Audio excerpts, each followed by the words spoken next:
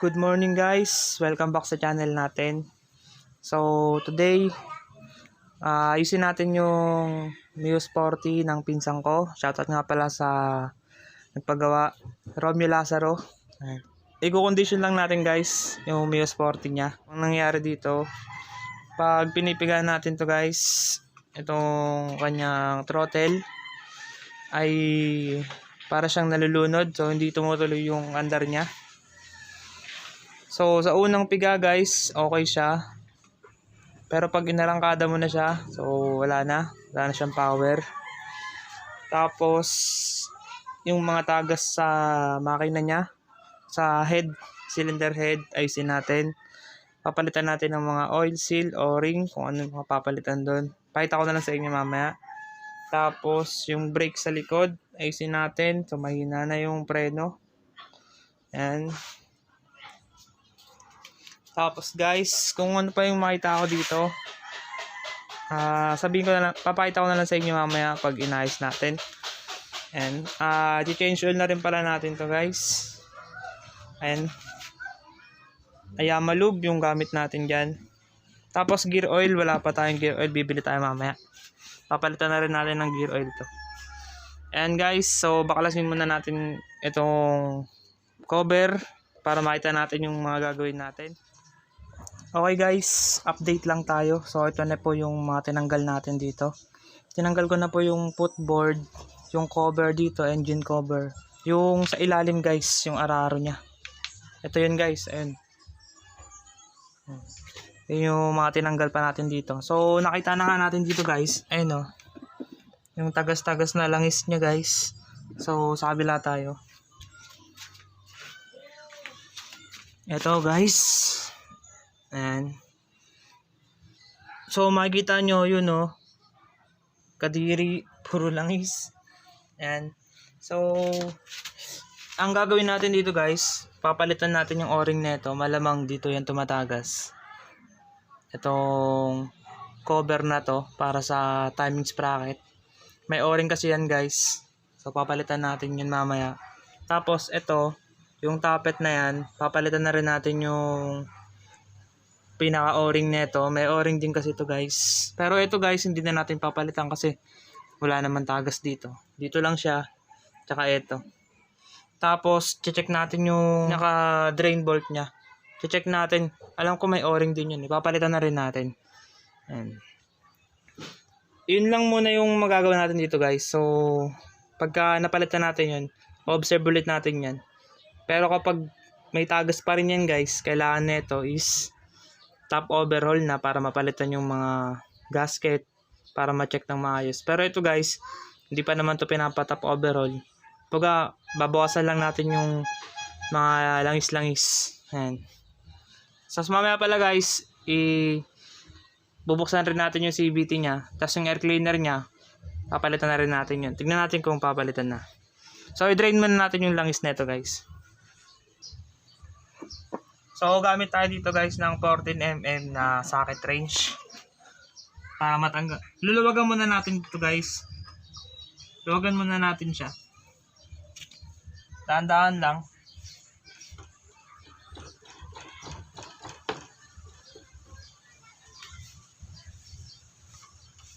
Alright, so yan guys, naluwagan ko na siya. Tapos kunin natin yung pangsala natin, langis. Eto guys.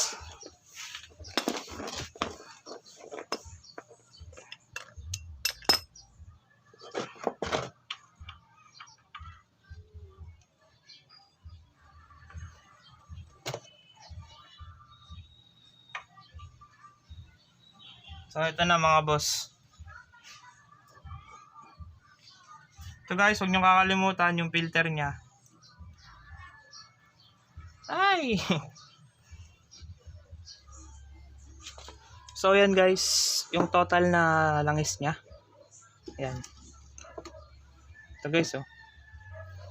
So sobrang itim na rin po yung langis nya guys. So lapot na. So guys, update ko lang po kayo. So ito po, tinanggal ko na po itong timing sprocket cover ng Mio Sporty. So papalitan po natin itong o-ring na to. So stock pa po yan guys. So ang tagal na ito guys. Ayan, palitin na yan. Tapos, ito guys sa may tapet, papalitan na rin natin ng o-ring yan guys. Tapos, yung doon sa may, ito guys, mamaya tatanggalin rin natin yan lahat guys. Papalitan natin yan ng mga o-ring lahat. Para mabawasan yung tagas ng langis na ito guys. Ayun o, dami kasing langis din. Tapos, natanggal ko na rin guys yung kanyang brake shoe. Ito guys. Ito, nabaklas ko na yung gulong niya. So, hirapan nga ako dito guys. Stock up kasi. Dito. Nahirapan ako tanggalin guys.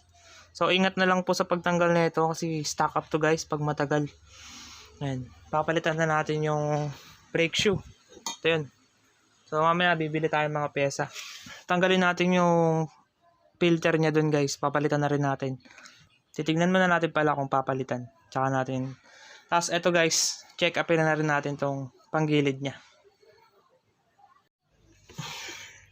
Ito guys, tanggalin natin yung mga o-ring niya. Ito yung sa ano guys, tappet cover. Ayan.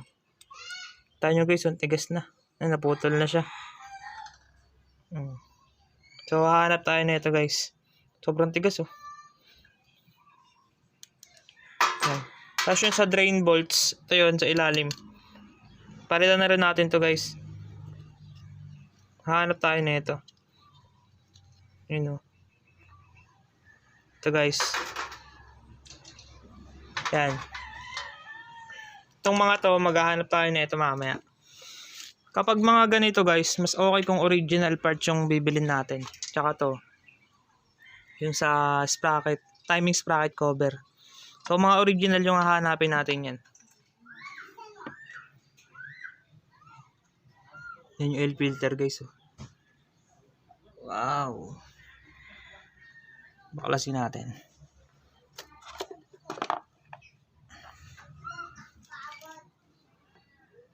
Ito guys.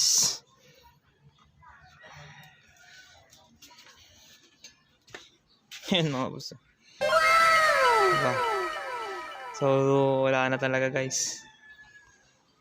Hindi na makakahinga dito guys. Siguro isa to sa reason bakit siya nahirapan ng barangkada. So, hanapan natin to guys ng air filter mamaya. Update lang ulit tayo kasi ito guys, may nakita na naman tayo ditong sira. So, mapapansin nyo po, nabaklas na po natin yung panggilid niya. Ayan. So, chinek ko na rin guys yung panggilid kasi para okay lahat na check natin. So sa panggilid naman guys, ang nakita natin ditong sira ay etong kanyang clutch lining to guys. Ayan. So kung mapapansin nyo guys, ayan o, naubos na po yung kanyang clutch lining. Ayan guys, tatlo yan. Ayan. So tatanungin natin yung may-ari kung papapalitan niya na to. Ay kung original or replacement lang ipapalit natin. Pero ito guys, papalitan na talaga siya. Ayan, kasi masasayang lang yung baklas nyo. Kapag may mga ganyan kayong nakita, palitan nyo na rin guys. Lalo na kung sa customer. Kasi para sa kanila rin naman yun. Kung stock guys, mas maganda kasi para original. Nga lang, mas mahal. Mas mahal nga lang. So, babudget ka talaga. So, yung kanyang ano guys, matibay pa. Okay pa naman to. Yung kanyang belt. Wala pa naman akong, ano. Medyo malalim na lang nga lang dito guys. Pero, kung wala ka pa namang budget, pwede pa naman siya gamitin. Pero kung marami kang pera, pwede mo na rin itong palitan. Tapos, yung flyball niya guys, ito nakita ko rin. So, kung wala ka pang budget, pwede pa rin to guys. Pero kung may ano ka na, pinapalitan to kapag yung nadideform na siya, hindi na siya bilog. So, ito guys, kung mapapansin nyo, may mga bola na, may mga flyball dito na bilog. Bilog na bilog pa, tapos meron namang mga hindi na bilog. Yan guys, oh. May mga upod na siya. Yan. Tapos, itong kanyang pulley guys, lilinisan lang natin to. Yan, pwede pa yan. So, yun lang yung nakita natin dito. Itong slider, malalaman natin to kung papalitan na pag maano na siya, maluwag na siya. So, dapat kasi to guys, masikip. Nilalagay nyo siya. Tulad nyan. Yan, medyo maluwag na siya. Yan. So, palitin na siya guys, pero kung wala pang budget, pwede pa naman siya. Tapos, yung kanyang bell, okay pa rin guys. Pwede pa to. Stock bell pa rin. Yan. So, yun lang yung papalitan natin dito sa panggilid. Yung clutch lining. So, dry clutch kasi to guys, kapag mga CVT. So, ibig sabihin, hindi nababasa ng langis. Hindi katulad sa ibang motor guys. Mga katulad ng mga Honda Wave. Wet clutch sila. So, kaya yung clutch lining nila nasa labas. Nasa loob ng makina nila. Itong CVT guys, mga scooter, yan, nasa gilid. Yan. So, yun lang naman yung nakita nating papalitan dito sa panggilid. And so, ngayon guys, hahanap na tayo ng mga parts.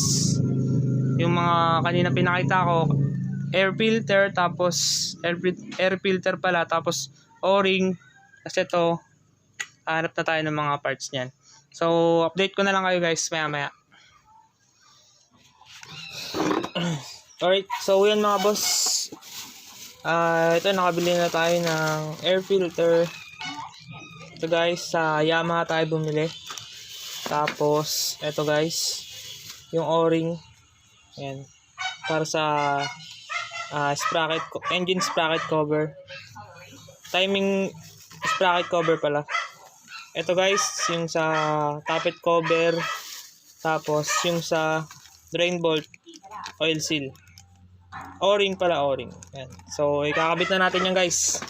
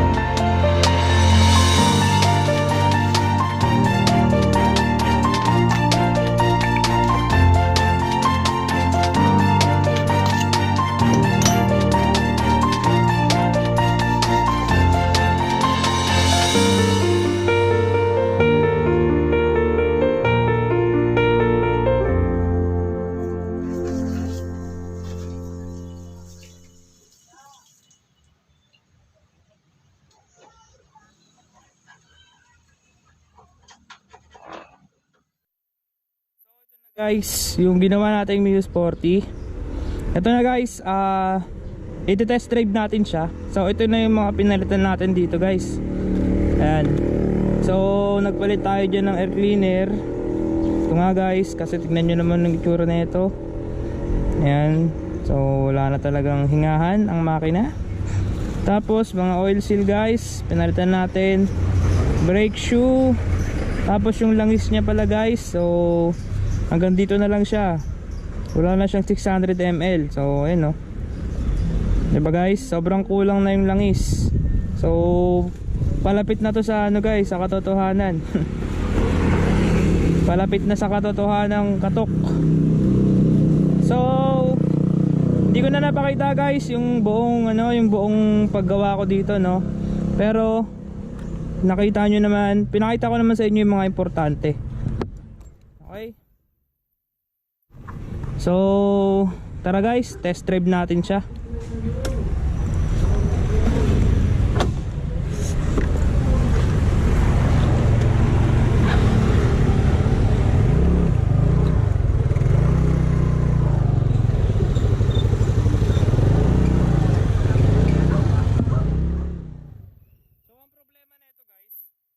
Hindi mo siya maibibirit, no? Parang may limit siya. So ngayon try natin kung pwede na natin siyang i-back-back. Pati pala guys yung clutch lining nito guys, bago na rin.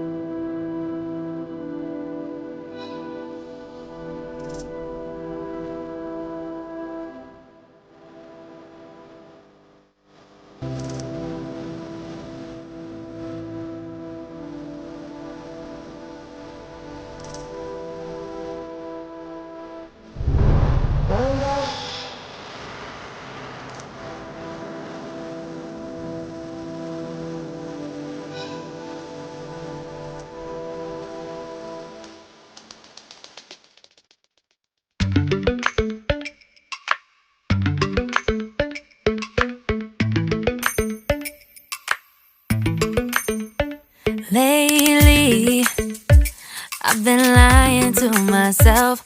No, I need to get some help. Hoping you could save me, baby.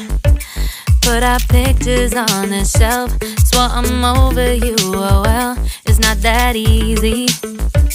Waking up in this place all alone, staying up night and day on the phone.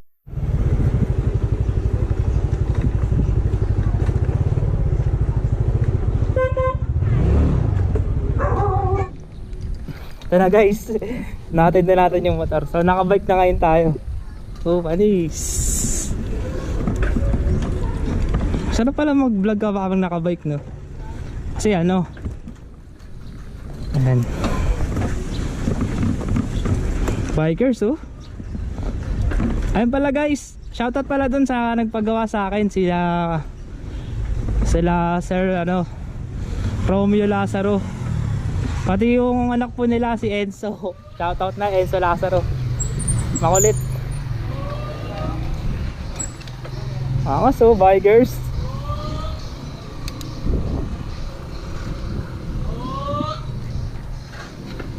Uy, sipag oh.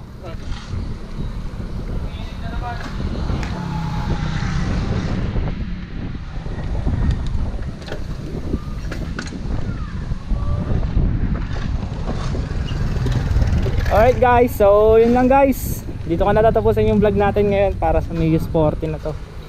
So kita-kits na lang ulit guys sa next vlog natin. Thank you sa inyong lahat guys. God bless.